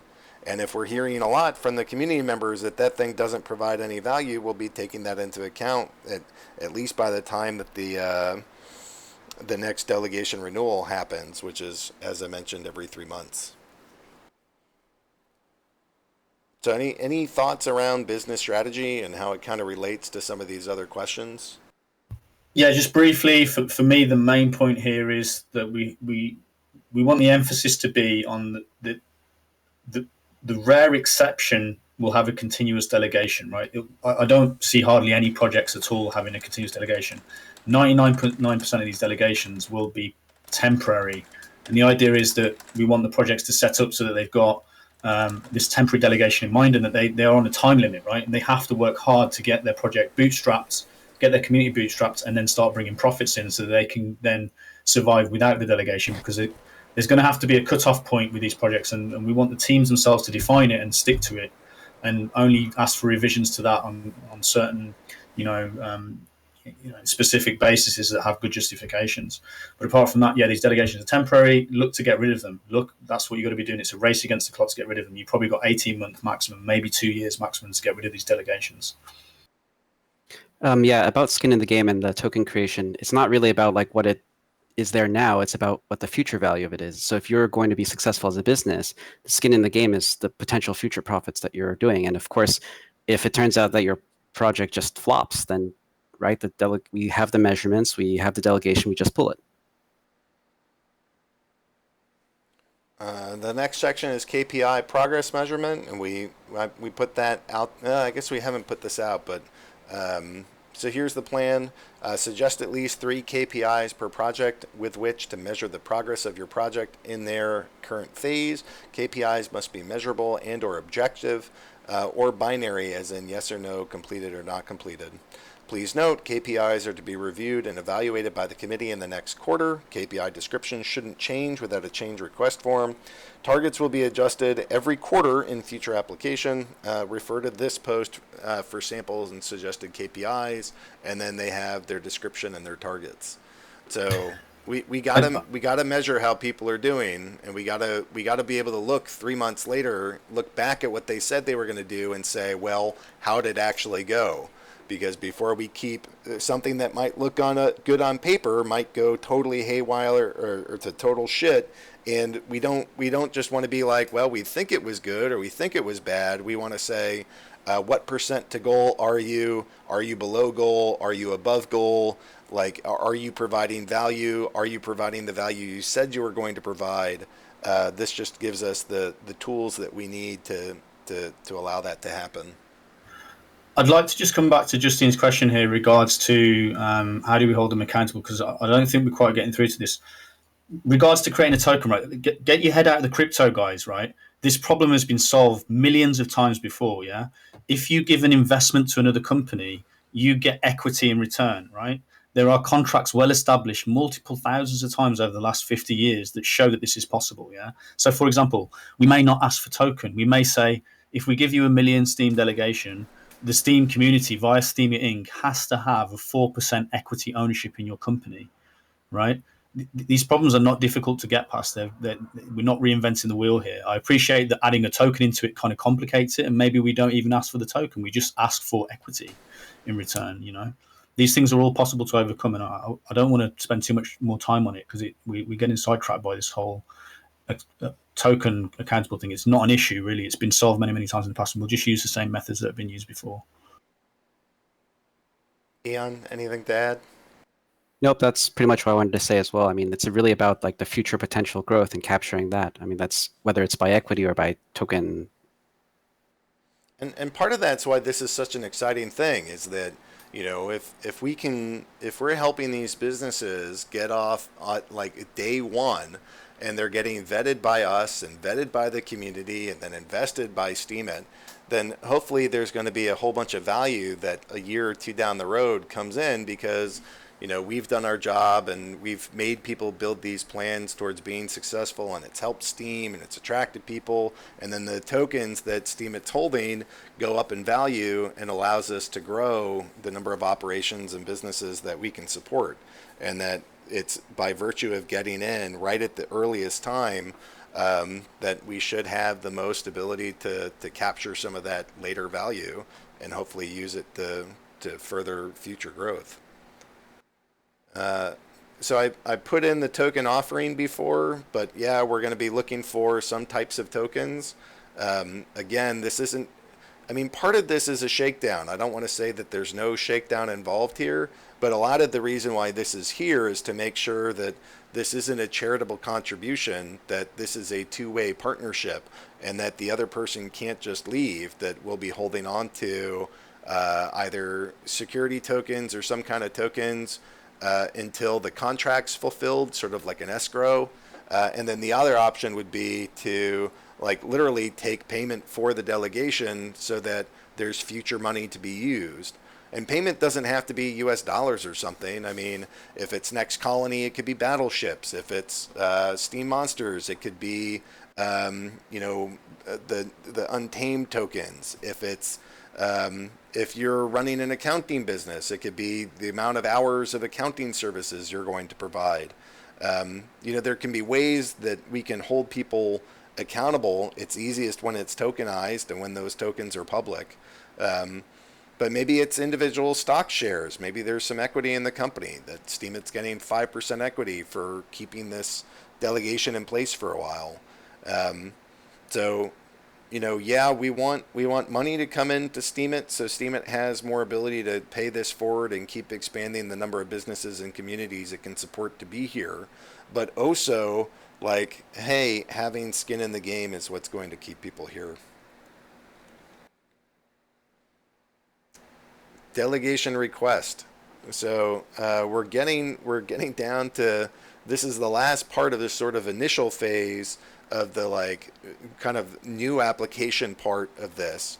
Because remember, the very first round is comprised of both new application and renewal. So everything up until this point has really been focused on basically treating the first round like it's a new delegation. So we're in terms of the delegation request, how much of a delegation are you requesting? Specify the desired time frame for the delegation. Which of the following best describes how the delegation will be used? It will be used to create accounts. It will be used to give new accounts 15 Steem Power. It will be used to incentivize the creation of content that promotes Steem or your project on external platforms. It will be used to provide limited trial or discount services to clients to encourage them to hold Steem and delegate in the future, or other. Please describe. So those are a couple sample ideas of what it might be, but we're looking for people to clearly describe, this is what I'm applying for in regards to this delegation. Again, we're not going to give blanket approvals for delegation. It's not, here's a blank check for 1 million Steem Power, do whatever you want. We really want these to be specific requests. I will do X with this delegation. And then if you go outside of X, we can go turn around and say, well, you're outside, here's a warning. And if you don't clean up, then here's a termination.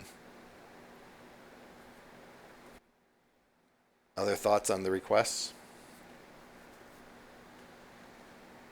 None from me. Nope. You're doing a great job. All right, thank you. Thanks. All right, so agreement. We agree that our business will continue to leverage the Steem blockchain as long as we are receiving a delegation and 1 year following the removal of the delegation. During this time, we also agree to promote the Steem blockchain as a valuable technological protocol that delivers unique value. We are willing to sign a legally binding contract with Steemit Inc. to this effect. So that is literally the end of the first part of the application. That first part of the application is basically the new portion, and then all this metric stuff that follows it is kind of the back end of that. So anything you guys want to add about the agreement portion?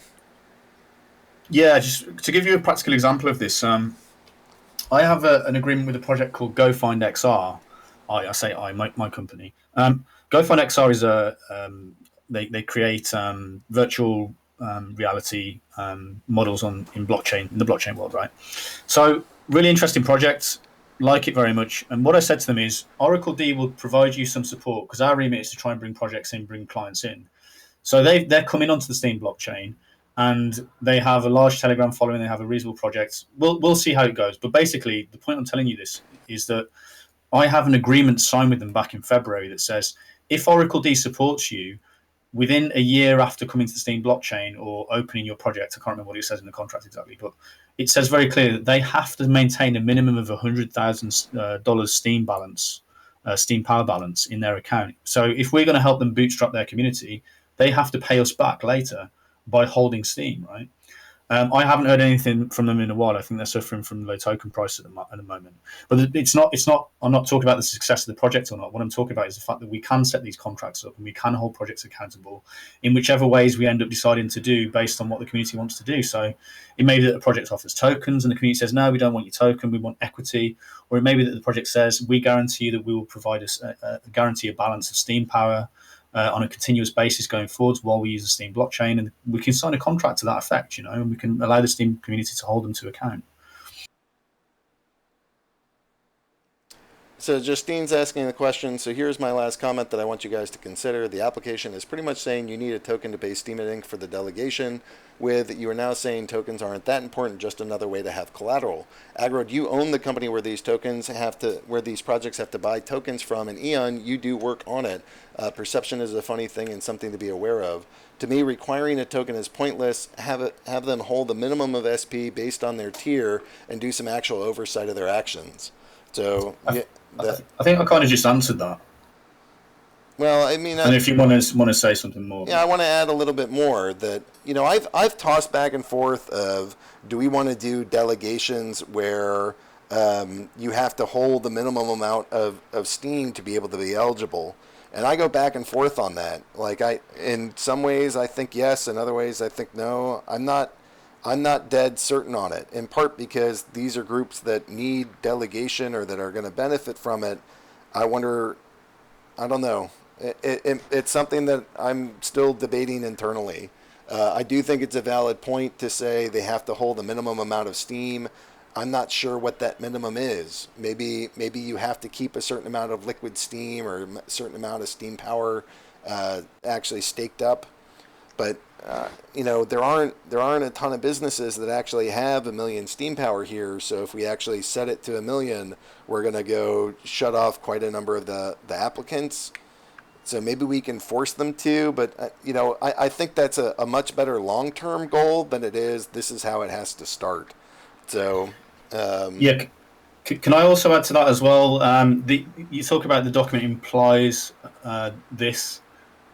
I appreciate that feedback, and maybe we need to revise the document slightly because it does say what tokens you're willing to offer, right? Whereas we could probably have boxes for amount of equity. We could add a couple of other things in there. And we don't know how much it needs to be, but what we need to do is a good job of comparing the different projects against each other. So if there's two projects fighting for one pot of 1 million Steem Power, and one project's offering equity, token, and a minimum Steem balance, and the other project is offering 0, but they both have similar value propositions and similar value future value metrics, right? So they're very similar projects in terms of the value that they can create. Of course, our decision is going to go across to recommending that the project that's going to offer the additional benefits should get the Steem, because that's beneficial to the Steem community, as opposed to a project that won't offer anything. And that's all we're trying to do. And the idea is that by doing it that way, you let the market decide what the typical provision would be for each project based on a certain amount of delegation. I just wanted to add here that that's also why in the form, I guess also in the form and it's another section of this document, there's a section that basically, and we just covered it, what is your skin in the game? And I think, though, that it's a good point to have the Steem Power, existing Steem Power as one of those metrics as well. But yeah, I guess we can definitely make the form clear in terms of if it's actually completely required to have a token or not.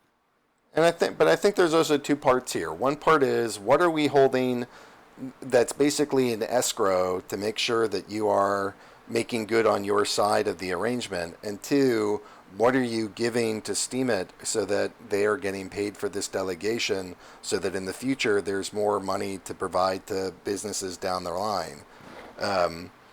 So I'm not saying that tokens aren't important. I'm saying that they're one portion of them. And then in particular to they have to go build it on mine or on Steam Engine. I don't think that's the case. First off, Steam Engine itself is based off of a like open source platform. People can go build other things using our tools. Second off, there's like other platforms that you can use to make tokens, not least of which is going to be SMTs. So that presumably by say maybe the end of this year or early next year, like SMT should finally hit and be here. So there's nothing that says you have to have a Scott tribe token or something that's part of this. What it is saying is that, you know, we're not a charitable organization. Whether you have a fiat organization and you are providing equity in that, whether you have a utility token, a security token, it's not specific to where they live. It's specific to making sure that there's something that we can hold on to that holds the counterparty accountable. It's hard to do both of those where it's like, okay, we want to hold you accountable, but we won't own anything of yours. Like I don't know how that works. But I guess if the question is, am I only going to accept proposals that use Scott tokens? No, I mean I imagine that SMTs are going to be a major part of this. A bunch of projects have like ERC20s. You know, we want to recruit projects from other blockchains, from Tron, from Ethereum. I imagine that their base token might live somewhere else, and that like I'm not going to be like -5. You know, it's like we want it so that groups from other places can apply here, and so no, that's not a graded component. My favorite thing about you in this Agroid is that we're going to make the scoring public, right? So if Agroid's doing -5 because they didn't use a Steam Engine token, after a while the community is going to notice what he's up to. And the great thing about Agroid is that he's one of the top witnesses, so he's kind of accountable big time. So you know, he really has to watch what he's doing, and there is absolutely no way that we are suggesting in any way, shape, or form that we want to do things that benefit a Groed Steam Engine just because we can. You know, that we would be underestimating the intelligence of the Steam community by doing that, and also we'd be going against what we're trying to do this for. You know, we genuinely are trying to do this in a fair and open way and allow the market to define what they're going to provide back to the Steam community. I just want to make one more quick point. Mykos was saying I think that Stink should legally own the business. Steemit Inc, in my opinion, because it's their Steam, they should be the people to decide what happens to these tokens. I will certainly lobby and push, and I hope many other people will push to figure out a way that we can give these tokens back to the Steam community rather than just Steemit Inc. And I'm sure that Steemit Inc would be on board with that as we go forward as well.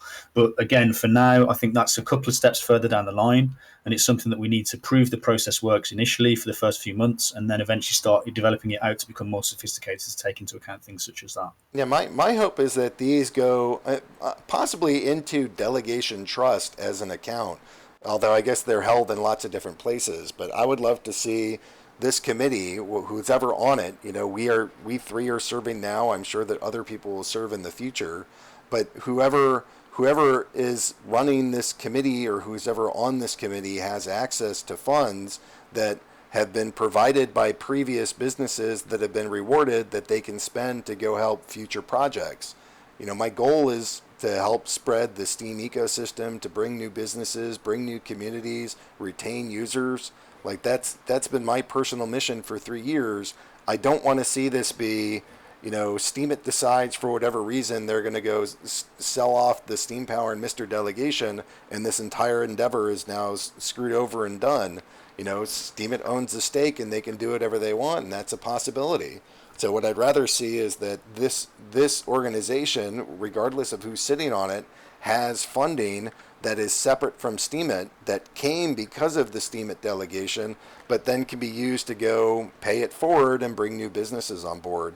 And in that way, all the Steem ecosystem can benefit because there'll be new businesses and new communities and new ways to burn and new groups powering up, and hopefully we see sort of a renaissance in Steem prices as a result. So that's my long-term hope, regardless of whether I sit on this committee a month from now, a year from now, you know, on my dying breath or whatever. I just hope that there's funds that are separate from Steemit that can be used to keep bringing new projects here. Yeah, and I just want to add to that as well. I really appreciate what you're saying there, Agro, and I jive with a lot of it. I want to add to that this next few months for me is the important thing. It's to establish a process that then can be handed over to anyone else, and it can run transparently in the same way that we've been running it. That's got to be my short-term goal for this whole thing, is to try and set up a fair, transparent process that takes into account the opinions of the community, that we can then pass on to someone else to run, and minimize the chances that it can be corrupted later. All right, so let's get to the. All right, Eon, anything you want to add? We have this one last section I want to go through, and we have 15 or 17 minutes, but I'd welcome. Nope, go ahead. So here's so everything that we've spoken about up till now has all been basically the recovery from the fact that we didn't have an application process to start. So everything that we've spoken to in the first hour and 45 minutes here has been, tell us about your project, tell us about why you're asking for this. What once all that's done, and we're sort of making this first group both apply and renew in a single step. Once they've gone through all that, the first hoop, and they've said, here's our application, and it's been accepted, and they're bidding competitively against each other to make sure that the Steem ecosystem is getting the most value possible. Once all that is sort of like done, in place, and out there, then we get to the renewal section. And so at the bottom of this, it says renewal questions impact a date since start of delegation. This is literally the only part of this that's specific to renewals. So 3 months from now, or maybe, I guess it's longer than that, but when we get to when new applications have been selected, they've received their delegation, and then they go for their renewal, this is the only portion they're going to have to fill out. This is just the impact section, or impact to date since the start of delegation. These are the renewal questions. So hopefully you guys get a sense of what we've been trying to do here. So I'm gonna skip the tables. The tables are just meant for sort of easy viewing and easy comparisons across the different projects. And then we're gonna go down here to the actual questions. So please fill out the answers to these questions as best as you can. If it is not applicable to your project, please put N/A. You'll be asked to upload spreadsheet data in the Google form. You can clone samples from here. Okay, so how many new accounts have been created using your project's account this quarter? How many Steem accounts are interacting with your project? This includes guest accounts as well as Steem user accounts. How many guest non-Steem accounts are interacting with your project? How many impressions is your project getting?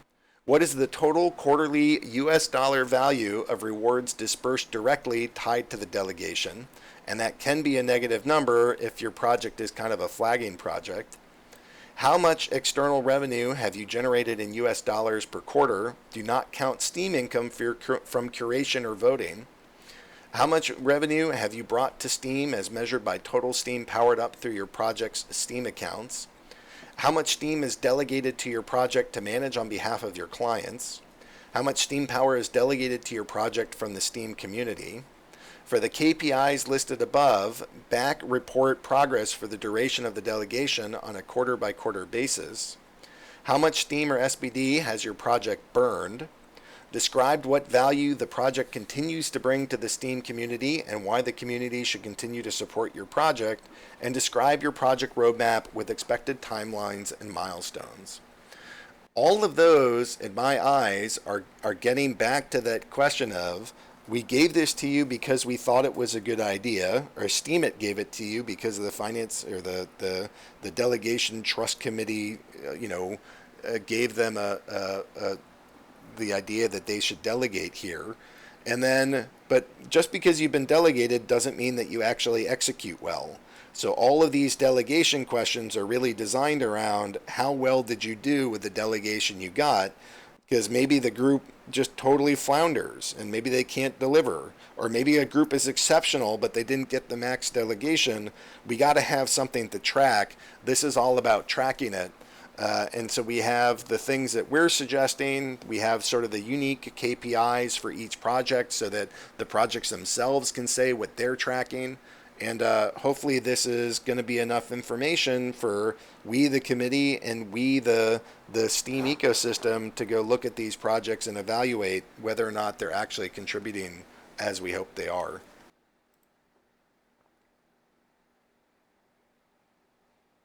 Other thoughts on that, fellas?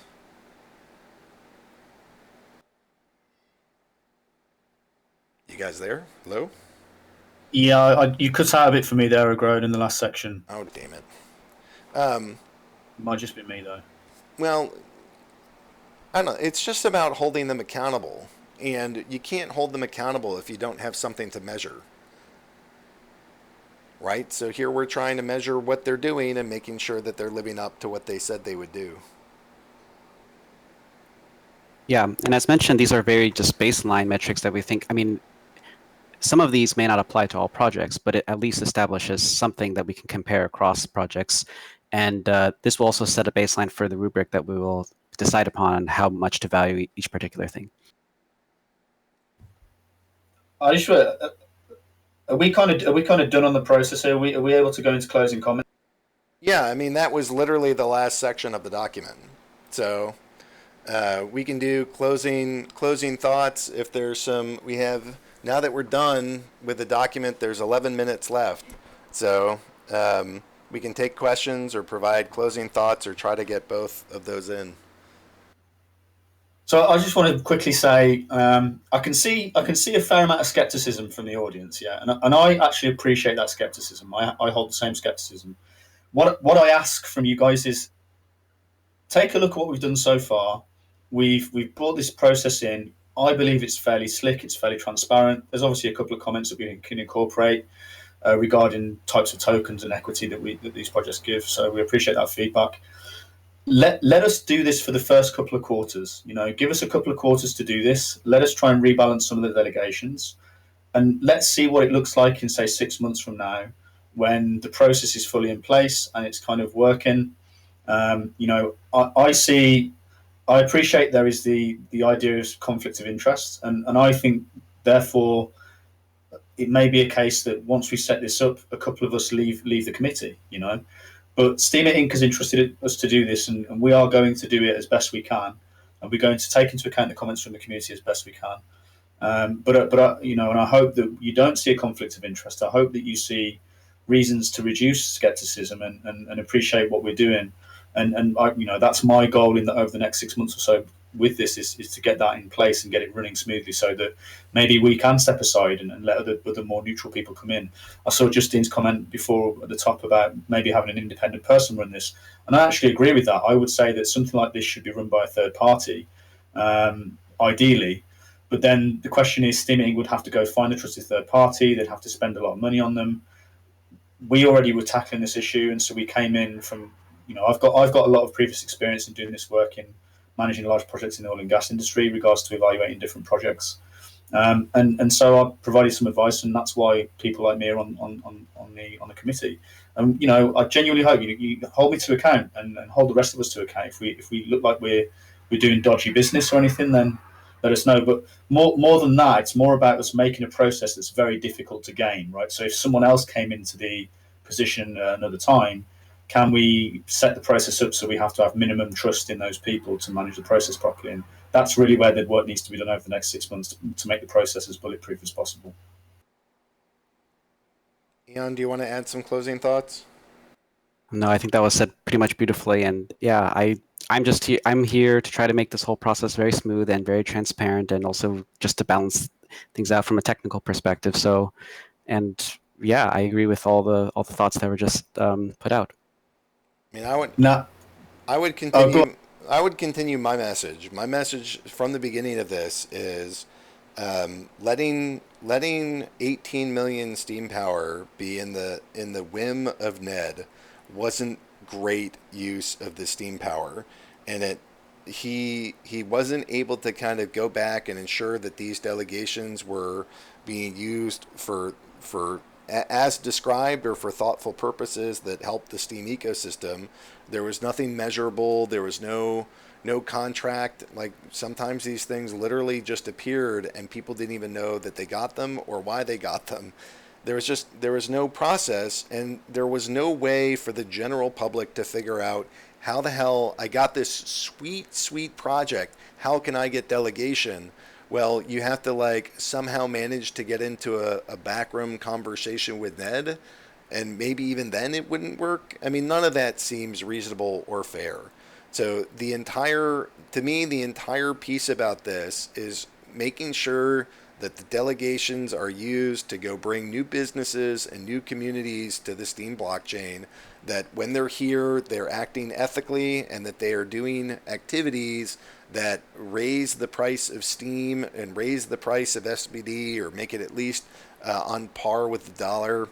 And they're doing, the projects are being held accountable for making sure that they said we're going to use this delegation one way, and they actually stick with it, and that we're measuring the success of these things, so that delegations don't linger on projects that don't provide any value. And I think if we can do those kinds of things, it will be hundreds and or thousands of times better than what it currently is for a very significant amount of Steem. I mean, 18 million Steem is no joke.